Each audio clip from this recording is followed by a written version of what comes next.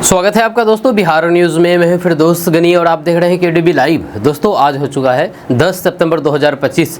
तो आज की पूरे बिहार की टॉप न्यूज लेकर आए हैं आपके लिए। वीडियो शुरू करने से पहले आपसे रिक्वेस्ट है कि अगर आप पहली बार इस चैनल पर आए हैं तो चैनल को सब्सक्राइब करके बेल आइकन को प्रेस कर दीजिए, साथ ही साथ वीडियो को लाइक कर दीजिए, अपने दोस्तों के साथ शेयर भी कीजिए। तो चलिए चलते हैं आज की खबरों की ओर।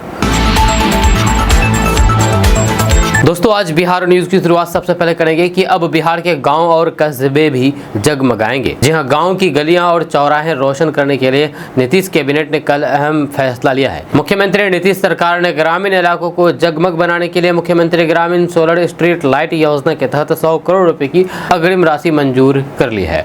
यह योजना के तहत गाँव-गाँव में सोलर स्ट्रीट लाइटें लगाई जाएगी, जिससे लोगों को सुरक्षित माहौल तो मिलेगा ही, गाँव की तस्वीर भी सुंदर बनेगी। जी हाँ, इस योजना के तहत 2025 से 26 के वित्तीय वर्ष में तय लक्ष्य को समय पर पूरा करने की तैयारी है। सरकार का मानना है कि रोशनी बढ़ने से ग्रामीण इलाकों में सामाजिक और फिर आर्थिक गतिविधियों को नई ऊर्जा मिलेगी। दुकानदारों और फिर छोटे कारोबारियों को रात में भी फायदा होगा। ग्रामीण इलाकों में भी दुकानें देर तक खुलेगी और फिर आनंददायक माहौल तैयार होगा। दोस्तों बिहार के एक गांव में हिंदू घरों की मतदाता सूची में मुस्लिम नाम होने का अजीब मामला सामने आया है। जब बिहार के इस गांव के ग्रामीण पूछ रहे हैं कि हिंदू घरों में मुस्लिम मतदाताओं के नाम कैसे हो सकते हैं। चुनाव आयोग ने हाल ही में आगामी विधानसभा चुनाव से पहले राज्य में मतदाता सूचियों के पुनर्स्थापन के लिए एक व्यापक विशेष गहन पुनरीक्षण अभियान चलाया था। ये शिकायतें कटेसर पंचायत के मोहनपुर गांव से आई है, जो मुजफ्फरपुर के सकरा विधानसभा क्षेत्र के अंतर्गत आता है। जब मतदाता सूची में हिंदू घरों के सामने मुस्लिम नाम जोड़े जाने से गांव में अफवाहें, भय और आक्रोश फैल गया है। लोगों का दावा है कि ये कोई तकनीकी गलती नहीं है, बल्कि एक बड़ी राजनीतिक साजिश है। वहीं पर मोहनपुर का वार्ड 6 हिंदू घरों का केंद्र है, लेकिन इन घरों में कई मुस्लिम नाम जोड़े गए हैं।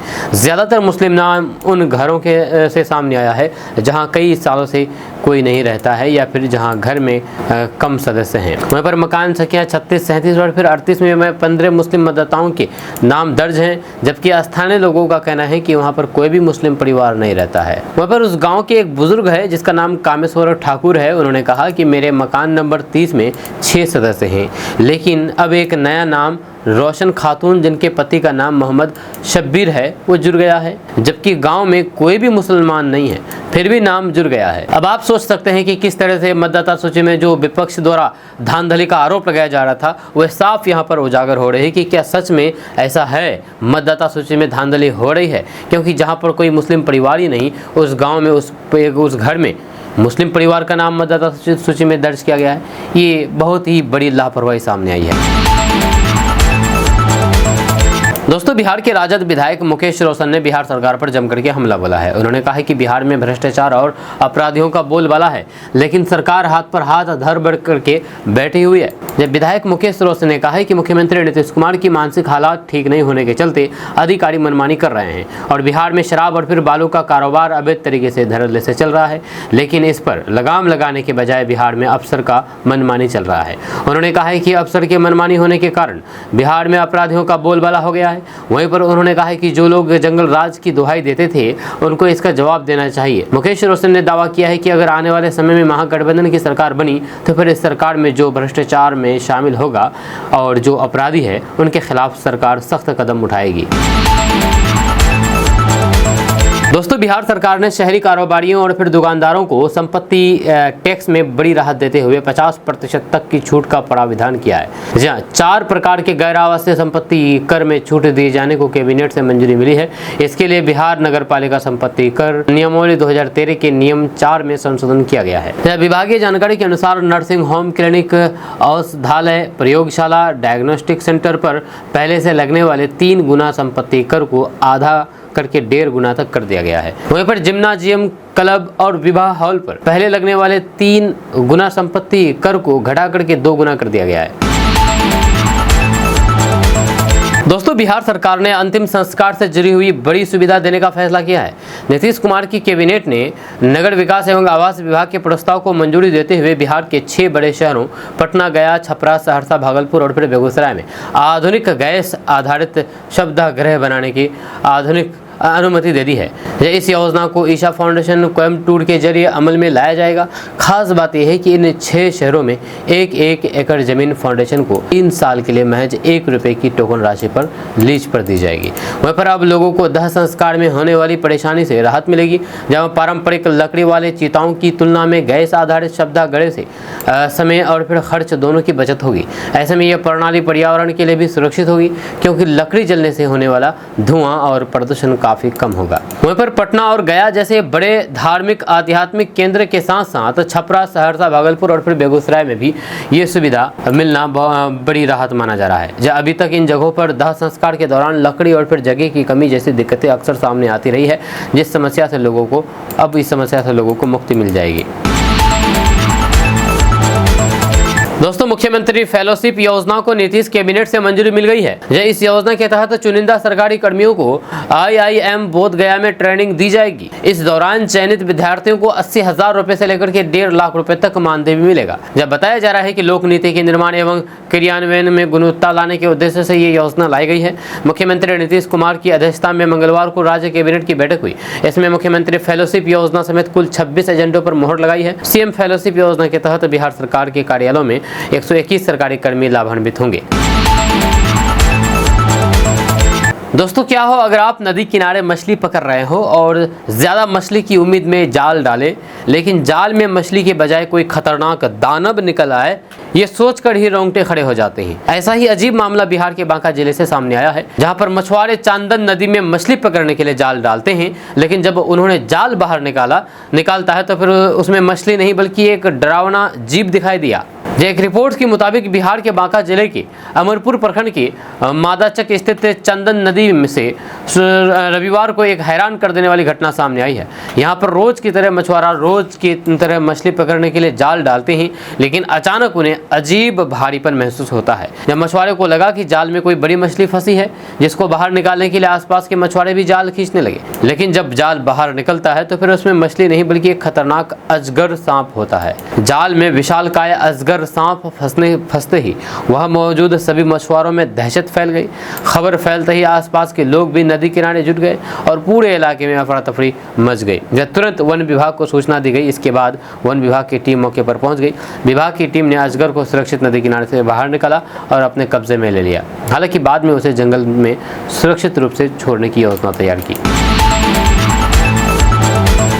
दोस्तों, सब्जियों की खेती करने वाले किसानों के लिए बड़ी खुशखबरी सामने आई है। अब बीज खरीदने पर 75% तक सब्सिडी मिलेगी। अगर आप खेती करने के लिए बीज खरीदने के लिए जाते हैं तो 75% पैसा आपको बिहार सरकार देगी, मात्र आपको 25% पैसा ही लगेगा। जी हाँ, दरअसल किसानों की आमदनी बढ़ाने और फिर उन्हें आर्थिक रूप से मजबूत करने के लिए सरकार की ओर से कई योजनाएं चलाई जा रही है।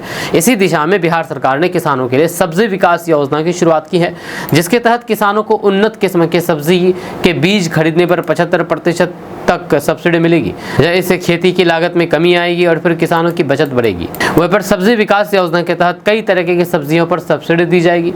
इसमें ब्रोकली, कलर, कैप्सिकम, टमाटर, फूलगोभी, पत्ता गोभी, मटर, गाजर, चुकंदर, बैगन, कद्दू, करेला, भिंडी शामिल है। इसके अलावा खरबूजा और तरबूज के बीज खरीदने पर भी किसानों को 75% तक सब्सिडी मिलेगी। अब सवाल है कि किन किसानों को लाभ मिलेगा। तो आपको बता दूं कि सब्जियों की बीज पर सब्सिडी के लिए गाइडलाइंस जारी की गई है, जिसके मुताबिक इस योजना का लाभ रैयत और फिर गैर रैयत दोनों प्रकार के किसानों को दिया जाएगा।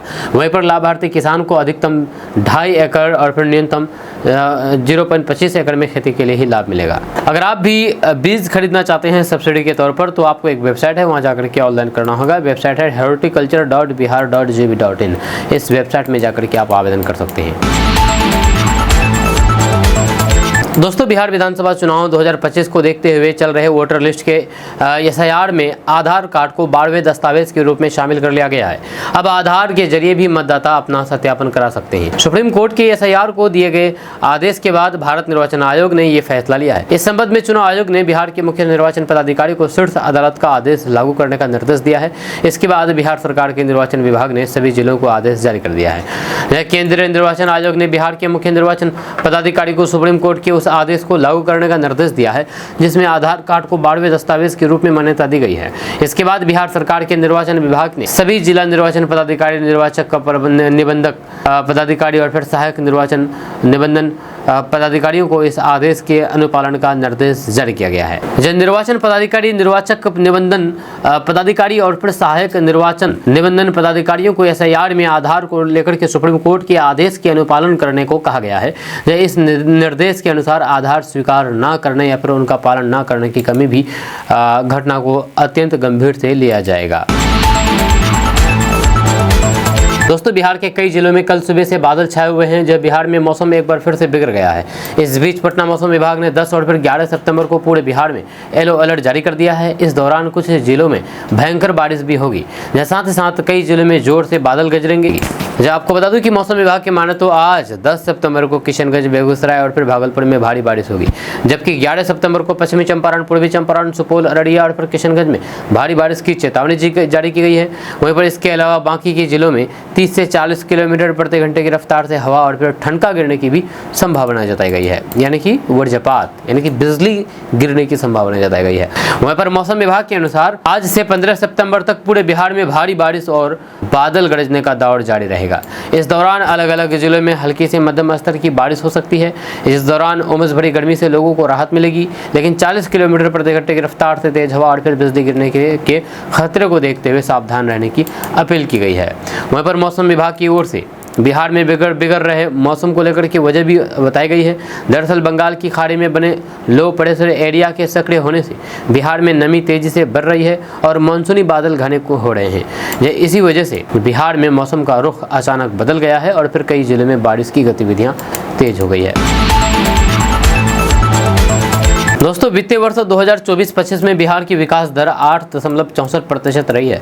इस एक वर्ष में अर्थव्यवस्था 4.89 लाख करोड़ से बढ़कर के 5.31 लाख करोड़ रुपए हो गई है। जी हाँ, इसका जिक्र के साथ ही उप मुख्यमंत्री सम्राट चौधरी ने दावा किया है कि निकट के वर्षों में बिहार का सकल घरेलू उत्पाद 10 लाख करोड़ रुपए का हो सकता है। उन्होंने कहा है कि बिहार अब मात्र कृषि आधारित राज्य नहीं रहा। निर्माण और मैन्युफैक्चरिंग में 11%, सेवा क्षेत्र में 8.9% तथा परिवहन और फिर संचार में 13% की वृद्धि हुई है। जब वहीं पर वित्तीय अनुशासन भी बना हुआ है।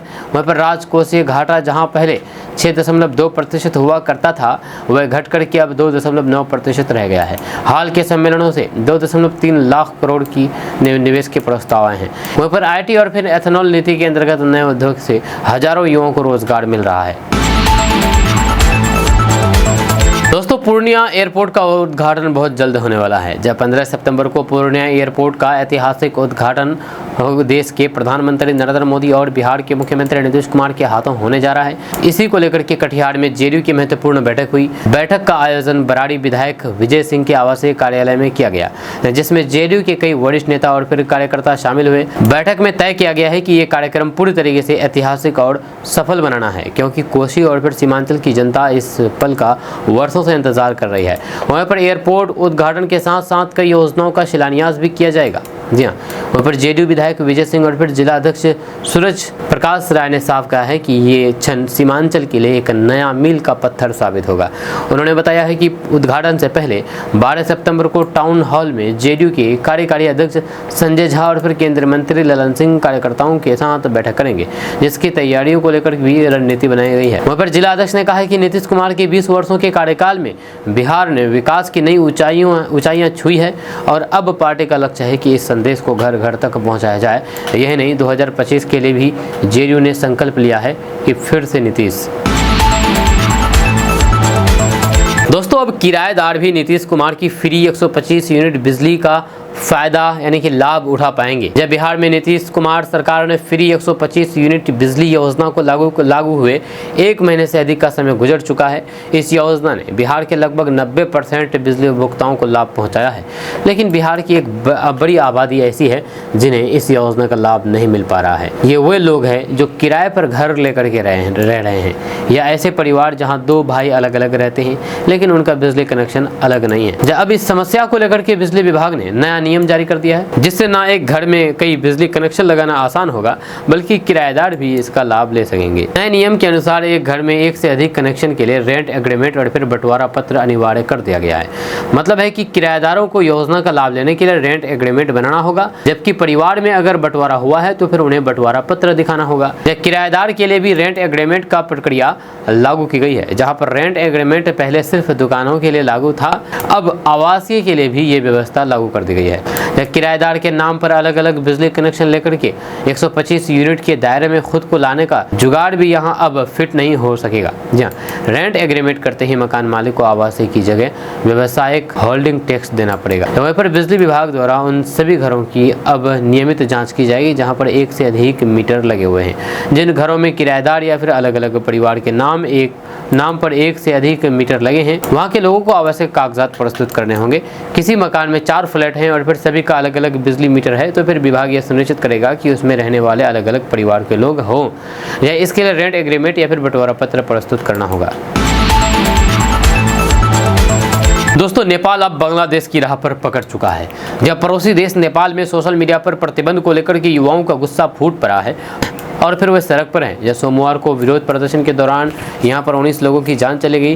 वहीं पर JNZ के प्रदर्शन के बाद वहां की सरकार ने देर रात सोशल मीडिया पर प्रतिबंध को हटा दिया, लेकिन विरोध तब भी नहीं थमा। अंत में प्रधानमंत्री KP शर्मा ओली ने अपने पद से इस्तीफा दे दिया।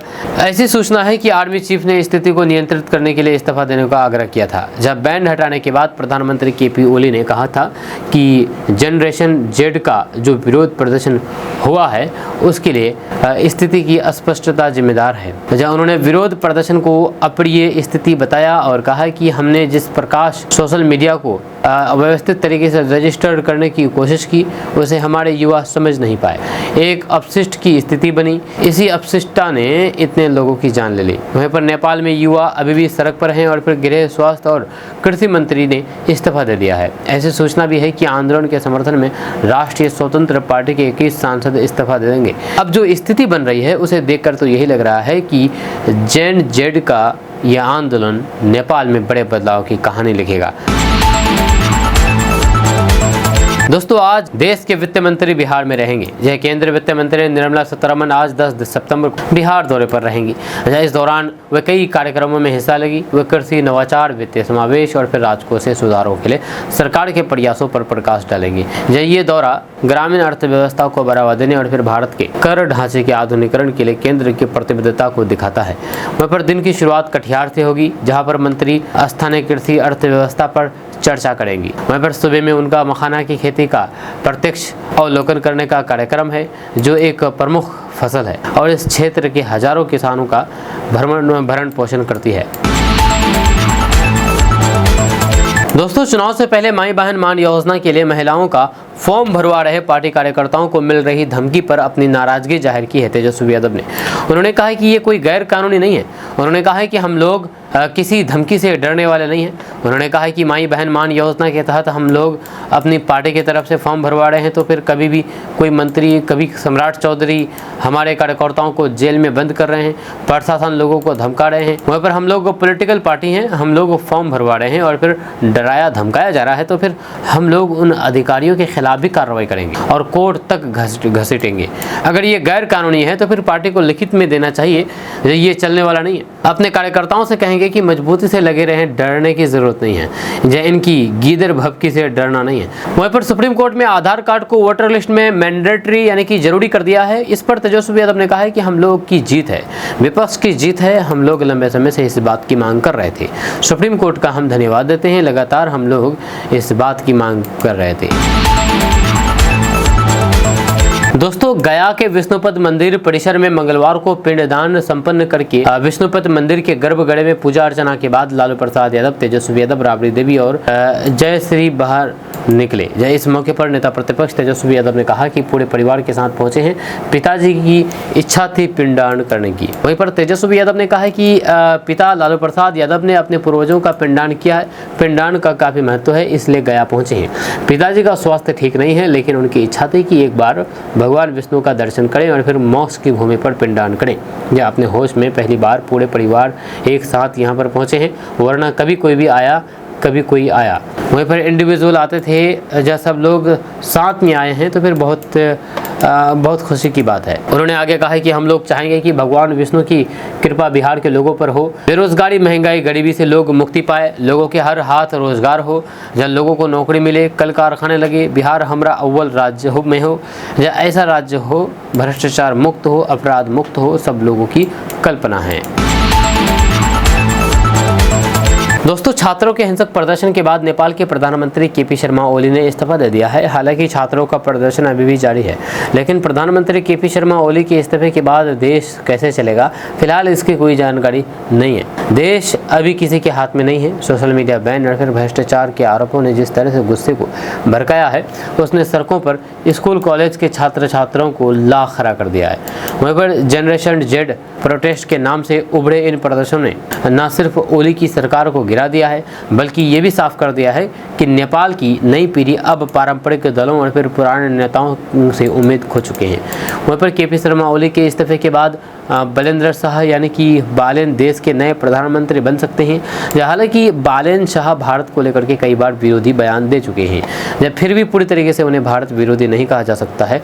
या कई बार उन्होंने भारत को लेकर के तंज कसा है। या ऐसे में अगर बालेन शाह वाकई प्रधानमंत्री बनते हैं तो फिर भारत को बहुत सावधानी से अपनी नेपाल नीति बनानी होगी या नई सरकार से संवेदनशील तरीके से संबंध बनाने हैं। दोस्तों, इस खबर में हम बात करेंगे कि आखिर नेपाल में कितने हिंदू और कितने मुस्लिम रहते हैं और थोड़ी बहुत सभी धर्मों के बारे में इस बारे में बात करेंगे। तो आपको बता दूं कि नेपाल बड़े राजनीतिक उथल पुथल से गुजर रहा है। राजधानी काठमांडू में जनरेशन जेड सड़क पर उतर करके सरकार के खिलाफ उग्र आंदोलन कर रहे हैं। हालात इतने तनावपूर्ण हो गए हैं कि पूरे नेपाल में अस्थिरता का माहौल है। एक दिन पहले संसद भवन पर हुए हमले के बाद आक्रोशित युवाओं ने प्रधानमंत्री केपी ओली के आवास पर भी हमला बोल दिया। इसके बाद प्रधानमंत्री ओली को इस्तीफा देने के लिए मजबूर होना पड़ा। अफवाह है कि ओली कभी भी देश को छोड़ सकते हैं। इस दौरान लोगों का ध्यान नेपाल की सामाजिक और फिर धार्मिक संरचना की ओर भी गया है। खास तौर से ये सवाल सामने आया है कि नेपाल में कितने हिंदू और कितने मुस्लिम हैं, उनकी सामाजिक, राजनीतिक और आर्थिक स्थिति कैसी है। तो चलिए जानते हैं इस खबर में विस्तार से कि आखिर नेपाल में कितने हिंदू और कितने मुस्लिम रहते हैं। तो नेपाल की 2021 की जनगणना के अनुसार देश की कुल जनसंख्या करीब 2,97,00,000 है, करीब 3 करोड़ मान के चले, जिसमें कुल जनसंख्या का 81.19% हिस्सा हिंदू है, यानी कि करीब 2,36,00,000 लोग हिंदू धर्म का पालन करते हैं। नेपाल एक समय पर दुनिया का एकमात्र हिंदू राष्ट्र हुआ करता था, लेकिन अब ये एक धर्मनिरपेक्ष देश बन चुका है। हालांकि 2011 की तुलना में हिंदू आबादी में हल्की गिरावट आई है। वहीं पर नेपाल में मुस्लिम तीसरी सबसे बड़ी धार्मिक जनसंख्या है। 2021 की जनगणना के अनुसार 5.9% लोग मुस्लिम हैं, यानी कि करीब 14,83,000 लोग इस्लाम धर्म का पालन करते हैं। 2011 में ये संख्या 4.4% थी, जो अब बढ़ करके 5.9% हो गई है, यानी कि 0.69% की बढ़ोतरी हुई है। वहीं पर नेपाल में ज़्यादातर सुन्नी मुसलमान रहते हैं और ये मुख्य रूप से तराई क्षेत्र में बसे हुए हैं, जो भारत की सीमा से सटा इलाका है। मुस्लिमों की 95% आबादी यही रहती है। वहीं पर नेपाल में बौद्ध धर्म दूसरा सबसे बड़ा धर्म है। नेपाल बुद्ध का जन्म स्थान है, इसलिए यहाँ पर बौद्ध धर्म का भी बड़ा प्रभाव है, जिसमें कुल आबादी का 8.2% लोग बौद्ध धर्म को मानते हैं। इनकी संख्या करीब 23,94,000 है। वहीं पर पिछले कुछ सालों में बौद्ध आबादी में 0.79% की कमी आई है। इसके अलावा किरात धर्म नेपाल के मूल आदिवासी समुदाय में पालन किया जाता है, जहाँ जनगणना में इसकी हिस्सेदारी करीब 3% से कम है। इस धर्म में 0.17% की वृद्धि हुई है। नेपाल में ईसाई धर्म मानने वालों की आबादी अब भी काफ़ी कम है, लेकिन पिछले दशक में इसमें 0.36% की वृद्धि हुई है। हालांकि नेपाल अब भी एक हिंदू बहुल देश है, लेकिन पिछले सालों में ये साफ दिखा है कि यहाँ पर धार्मिक विविधता बढ़ रही है। दोस्तों, पटना में बीपीएससी ट्राई 4 को लेकर के बवाल मचा हुआ है। दरअसल बात है कि बिहार लोक सेवा आयोग यानी कि बीपीएससी के चौथे चरण की शिक्षक भर्ती परीक्षा ट्राई 4 को लेकर के उठे विवाद और फिर अभ्यर्थियों के प्रदर्शन के बीच शिक्षा मंत्री सुनील कुमार का बयान सामने आया है। उन्होंने साफ कर दिया है कि सरकार ने कभी भी पदों को छुपाने या फिर भर्ती प्रक्रिया को रोकने की मंशा नहीं बनाई है। जो वैकेंसी उपलब्ध है उसी के आधार पर बहाली की जाएगी और फिर आगे का चरण ट्राई 5 इसके बाद ही आएगा। वहीं पर शिक्षा मंत्री ने बताया है कि बीपीएससी के माध्यम से अब तक करीब 2.5 लाख शिक्षकों की नियुक्ति की जा चुकी है। इसमें से 33,000 नियुक्तियां प्रधान शिक्षकों की है, जो संख्या के लिहाज से पूरे देश में सबसे ज़्यादा है। मंत्री के मुताबिक ट्राई 4 के जरिए 26,000 से अधिक नए पदों पर भर्ती की जा रही है और विशेष शिक्षकों की नियुक्ति का भी प्रस्ताव भेजा गया है। वहीं पर सुनील कुमार ने कहा है कि कुछ अभ्यर्थियों में ये भ्रम है कि पद घटा दिए गए हैं, लेकिन सच ये है कि भर्ती चरणबद्ध तरीके से हो रही है। उन्होंने कहा है कि ट्राई 4 की प्रक्रिया पूरी होने के बाद ही ट्राई 5 का आयोजन होगा। फिलहाल कितने पद है उसी आधार पर परीक्षा हो रही है। सरकार सभी मांगों पर गंभीर है और फिर उन्हें पूरा करने की दिशा में काम कर रही है। दोस्तों, बिहार के मधेपुरा में एक थाना प्रभारी को गिरफ्तार किया गया है 20,000 रुपये रिश्वत लेते हुए। जी हाँ, बिहार में भ्रष्टाचार के खिलाफ निगरानी की कार्रवाई लगातार जारी है।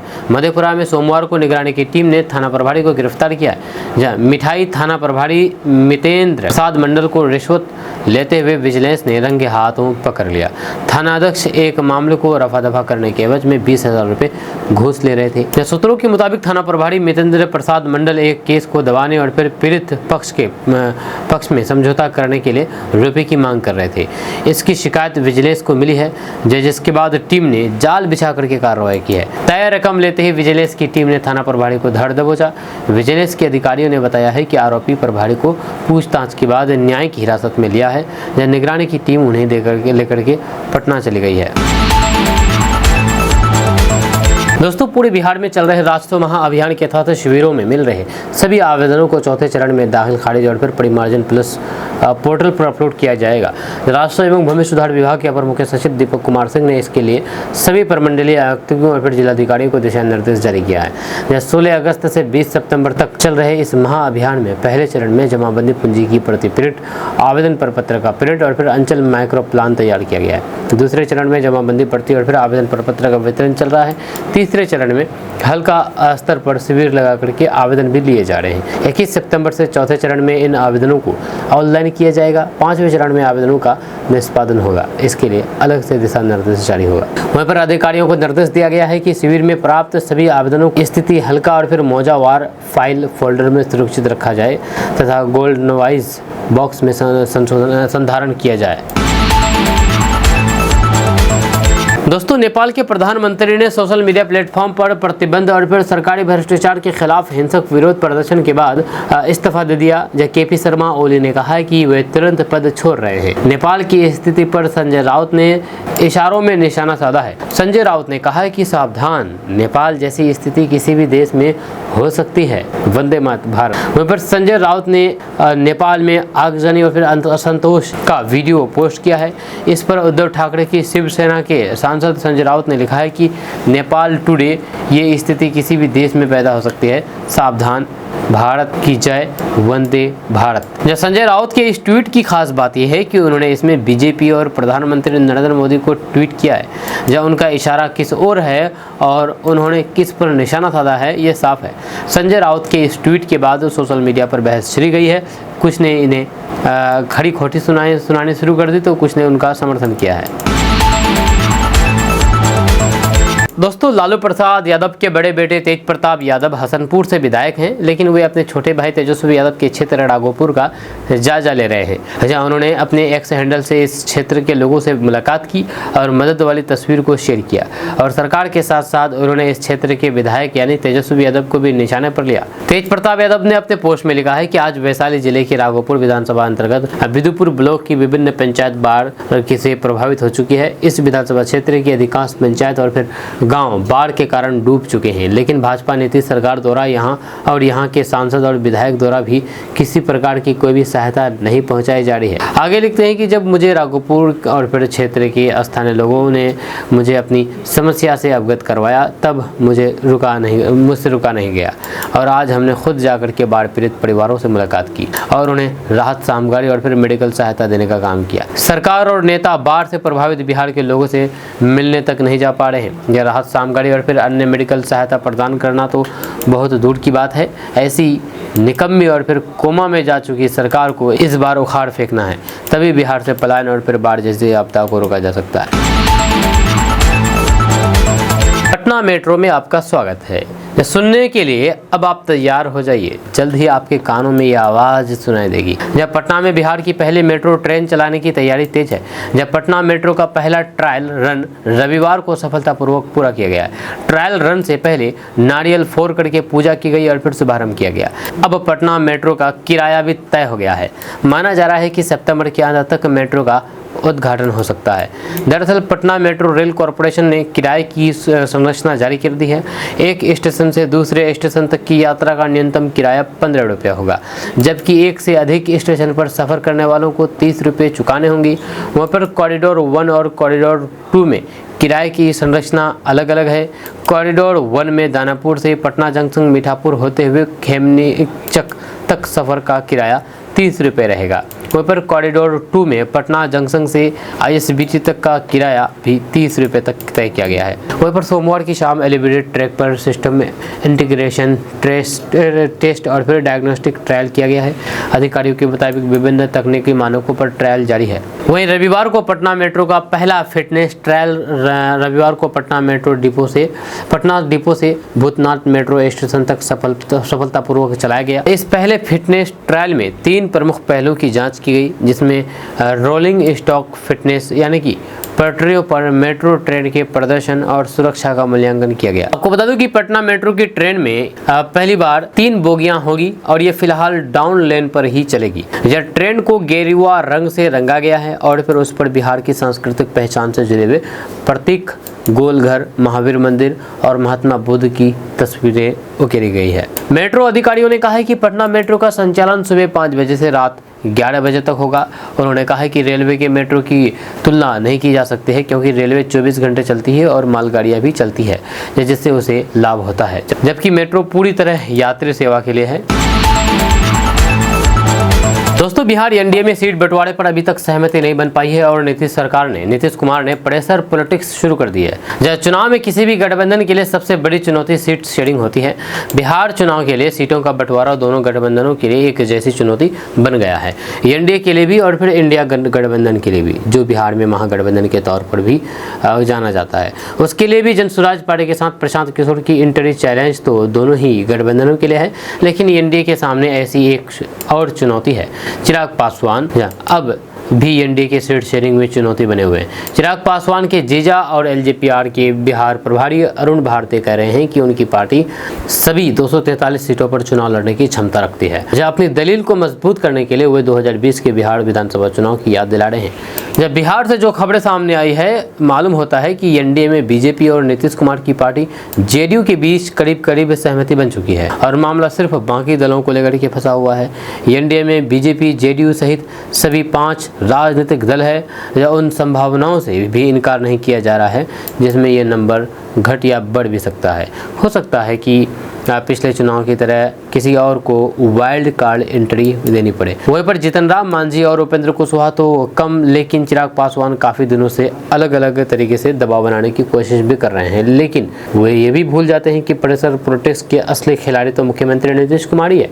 लंबे समय से नीतीश कुमार अपनी ये तकनीकी रणनीति अपनाते आ रहे हैं और फिर ज़्यादातर सफल ही रहे हैं। दोस्तों, भाजपा के 3 दिग्गज नेता आरजेडी का दामन थाम लिया है। जब बिहार में इस समय बड़ा फेरबदल देखने को मिल रहा है राजनीतिक गलियारों में, विधानसभा चुनाव से पहले भाजपा को करारा झटका देते हुए 3 दिग्गज कुशवाहा नेताओं ने आरजेडी का दामन थाम लिया।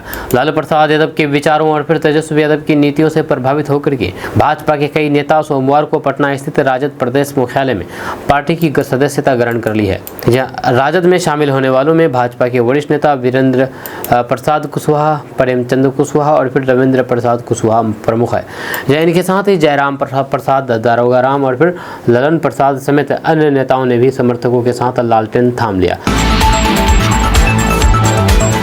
दोस्तों, बिहार कैबिनेट की कल अहम बैठक हुई। जहाँ पटना में हुई ये बैठक, इस बैठक में नीतीश सरकार के लगभग सभी विभागों के मंत्री मौजूद थे। जहाँ कैबिनेट बैठक की अध्यक्षता मुख्यमंत्री नीतीश कुमार ने की।